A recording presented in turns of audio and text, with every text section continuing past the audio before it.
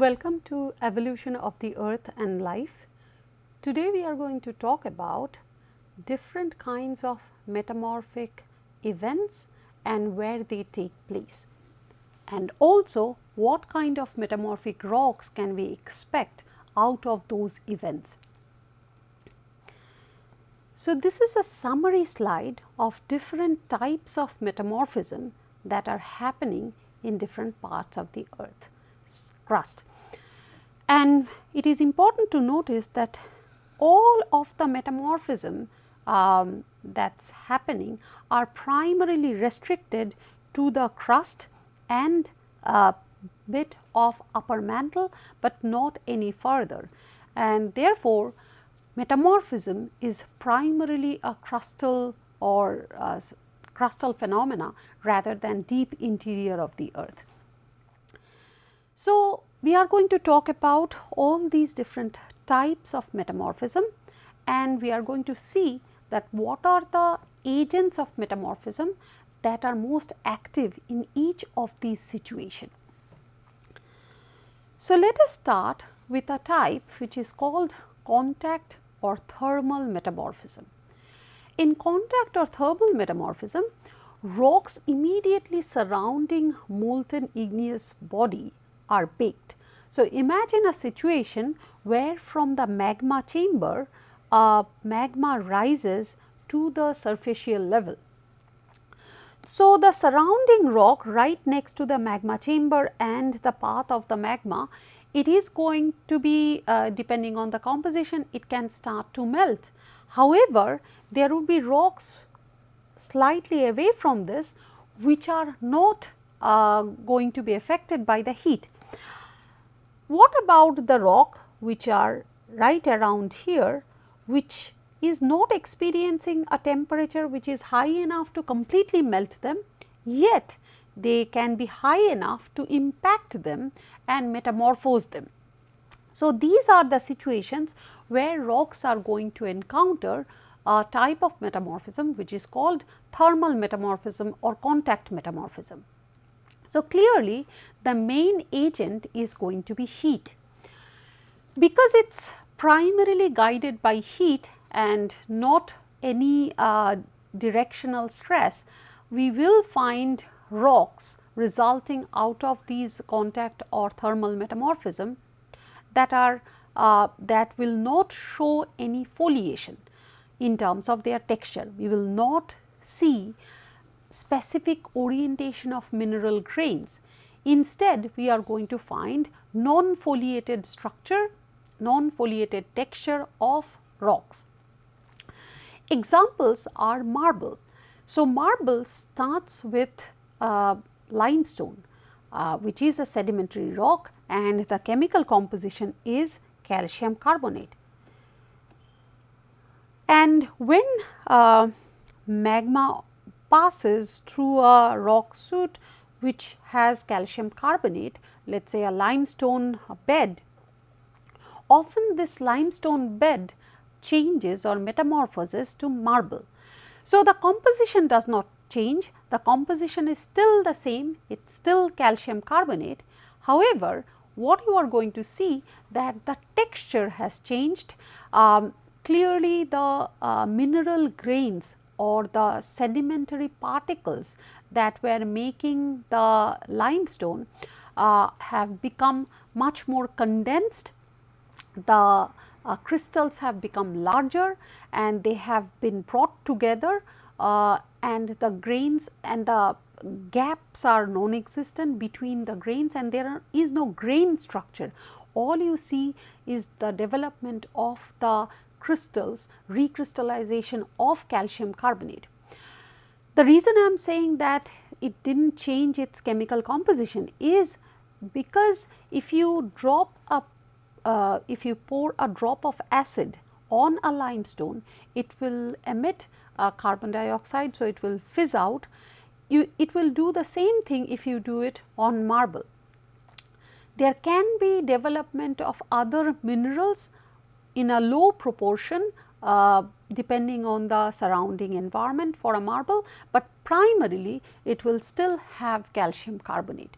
And calcium carbonate, or if you when we are looking at the marble, it does not really have any foliation planes, or it is not going to give you a preferential direction of the arrangement of the crystals.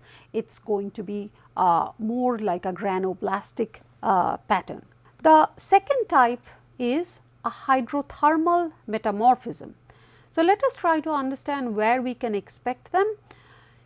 These are going to be places where high temperature fluids are coming out from the deeper part of the earth, and hence influencing the rocks surrounding to those vents. These hydrothermal metamorphism is observed near the mid-oceanic ridges. This is an interaction between mineral rich water and igneous intrusions. So, if you recall the mid-oceanic ridges, these are the places representing the divergent boundary, and hot magma is coming out at the surface and interacting with the ocean water. Because it is quite hot, and also there is a high overburdening pressure because of the water column, at this high pressure as well as high temperature, many of the minerals, especially the metal ions, are dissolved in the water, which otherwise would not be dissolved in that water. So, there would be water here which is much high, which has a much higher temperature than the boiling point. Because of the high pressure, it can still be stable, it can still be a boiling water at that particular temperature, and it is going to dissolve many of the metal ions. And therefore, these active fluids are going to change the composition of the nearby rocks, and these nearby rocks by definition would be basalts. So, the basalts are going to be completely metamorphosed by these events of hydrothermal metamorphism.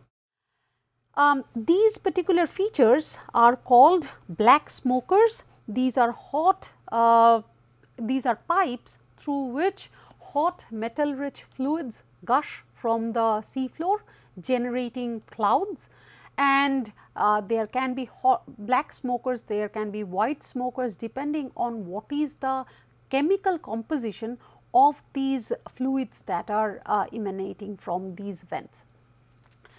So, all along the mid-oceanic ridges, we are going to see signature of hydrothermal metamorphism in the form of altered basalts. It is also important to recognize that these signatures can be traced back even at ancient rock record, where we can find the development of pillow basalts, which happens because of the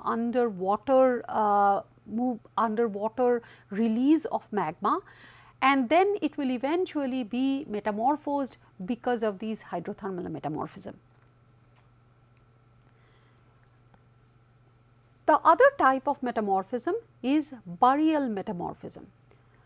This is a gradual tectonic subsidence of buried sedimentary rocks, and because we are talking about burial, the primary agent is the confining pressure and heat. It is important to understand that we are not talking about directional pressure, and therefore, you are not going to expect major changes in terms of shape. We are primarily going to find a compressive pattern. Sometimes we are going to find development of foliation, but not so much which we can expect in areas where we find tensional stresses or shear stresses. They are generally low grade metamorphism, and the places where we can expect such burial metamorphism are associated, they do not have to be associated with a specific tectonic boundary setting. It can be any intraplate part too, where part of the rocks or sediments are sink down because of the overburdening pressure and experiencing high pressure and relatively high temperature.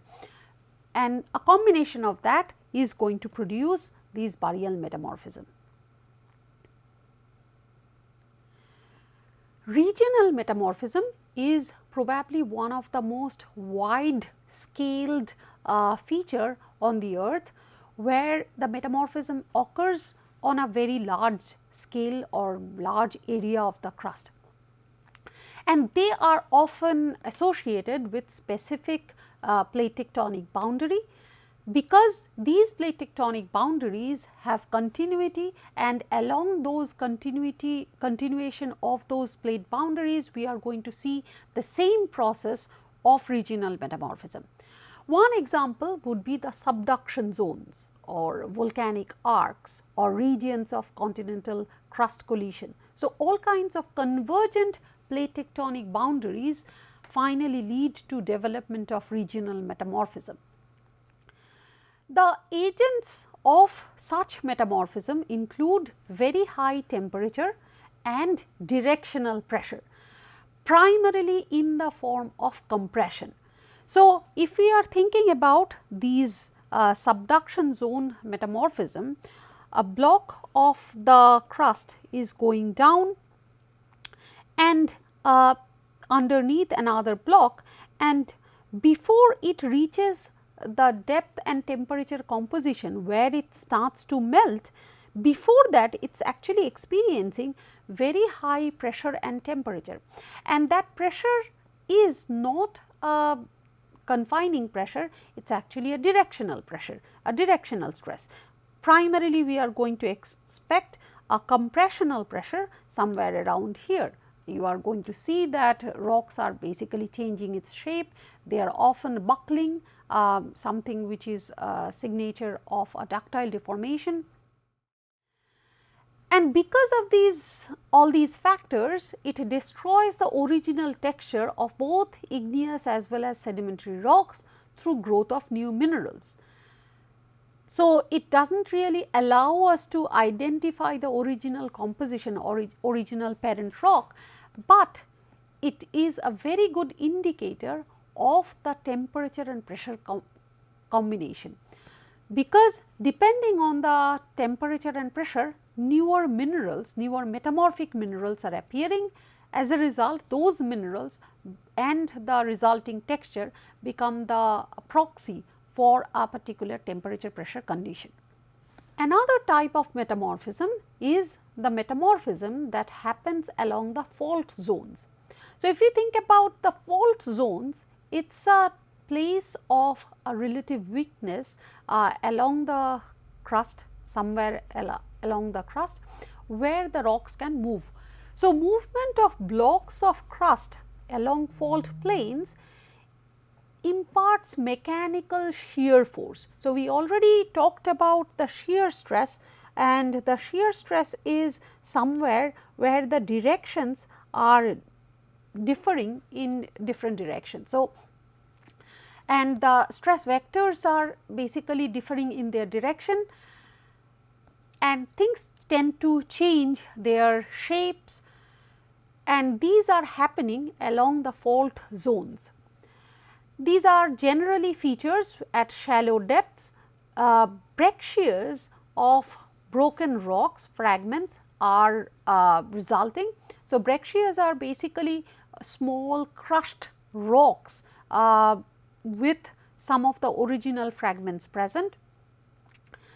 Sometimes at greater depth, rocks can be sheared rather than broken, and that can form a particular type of rock which is called mylonites. So, this is an example of a mylonite where these are mica, and if you look at the direction pattern of it, it looks something like this, and then there are minerals which are quartz. So, the quartz cannot really form a platy pattern, it does not really have any cleavage. So, this tends to become a larger part, tends to take up a larger part It has still become a slightly platy fashion, but the mica has this interesting character where they can form sheet like structure and they can basically orient themselves to accommodate the stress. So, therefore, we find these small mica grains all around these quartz crystal showing a flow, and these are typical patterns of mylonites that we find in fault zones. So, in relation to the subduction zones, we can find mylonites somewhere around here in a crustal place where the rocks are basically sliding past each other and showing some level of shearing. Another very interesting type of metamorphism is called shock or impact metamorphism. It occurs when meteorites strike the earth's surface. When the meteorites strike the earth's surface, it generally creates a crater, but that is not all. It also impacts the rocks that are already there when it is hitting the rock. And the agent of metamorphism is intense heat and pressure. Now, this is the point which is important to recognize, that this one is also subjected to heat and pressure, and when we talk about, let us say, regional metamorphism, those rocks are also getting subjected to high heat and pressure, yet the response is going to be completely different simply because the time is different. So, shock or impact metamorphism basically subjects the pre-existing rocks to high heat and pressure within a split of a second. So, within a very short time, the temperature and pressure rises very quickly. Sometimes there are shock waves which impacts.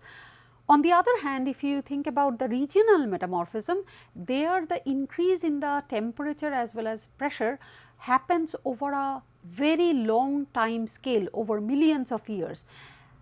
Hence, the response of the rocks, the metamorphism resulting out of those are quite different. So, shock or impact metamorphism could cause pulverization, that means breaking into tiny pieces, and sometimes even melting of some of the mineral grains. And a combination of these things produces a feature which is called impactites. So, parts of the minerals which are being hit by the meteorite will evaporate, it will melt at very high temperature, but at the same time will start to cool down fast. Because of this cooling down, as they are falling from the atmosphere, they will form these teardrop shaped, and these are called impactites. So, these are going to be very important signature to identify such shock or impact metamorphism or any event of meteorite impact, because in geologic record craters are not always easy to find. They get filled up by sediments through subsequent geologic events, and hence it is not easy to identify the craters that were formed, let us say, a few million years ago. However, these impactites can be there in the rock record, and therefore, they are very useful to identify meteorite events in the deep past of the earth. The final type that we are going to discuss is the most extreme environment of the metamorphism spectra, and these are called migmatites. So, migmatites are basically mixed rock. It is partly igneous, partly metamorphic. So, if you recall, we defined metamorphic rocks as the rocks which will undergo solid state change and it will not completely melt. If it completely melts, we will not call it a metamorphic rock, instead it will be called an igneous rock. However, migmatites show at least partial melting. So, they form when the rocks are heated to the point where they begin to melt. However, the temperature is not high enough to melt the entire rock. So, let us try to understand that how it can happen. So, let us look at this rock where we see interesting structure. We see these dark blobs which are solid and which shows a more regular structure. On the other hand, there are parts which are mostly lighter in color and they show flowy pattern. All of these light colored things are showing flowy patterns. So, if we have to interpret this rock, the first thing that we will interpret is that these white parts must have flown, and the way they can flow is if they are they started melting and they have this low viscosity pattern which allows them to flow. On the other hand, these ones must have been solid and therefore, they did not move or they did not flow. And that is exactly what happens, that as we know from our discussion in igneous rocks, that all the parts of the rock do not melt at the same time. According to the Bowen's reaction series, if you have a rock with both felsic as well as mafic minerals, the felsic minerals, as the temperature increases, the felsic mineral will start to melt first. And this is exactly what we see here, that the felsic minerals, which are lighter colored, at a specific temperature they will start to melt, where the temperature is not big enough or high enough to melt the mafic rocks, and therefore, the mafic component of the metamorphic rock will remain constant. It will not melt, it will retain its metamorphic character, and the felsic part of it will start to melt and therefore flow and form these kind of structures. So, these kind of combination of light and dark contrast in the metamorphic rock, where the mafic minerals are going to be unmetamorphosed or unaltered, whereas the felsic minerals will show you signatures of flow due to melting, are called migmatites. They are often representing very high temperature, and therefore, the main agent of metamorphism for migmatites are primarily heat, and this is one of the end of the spectra of metamorphic rocks, beyond which it will go into the igneous rock terrain, where the entire rock will start to melt. So, to recapitulate, what we learned today was different types of metamorphic developments, metamorphic rocks, and situations where metamorphism can happen.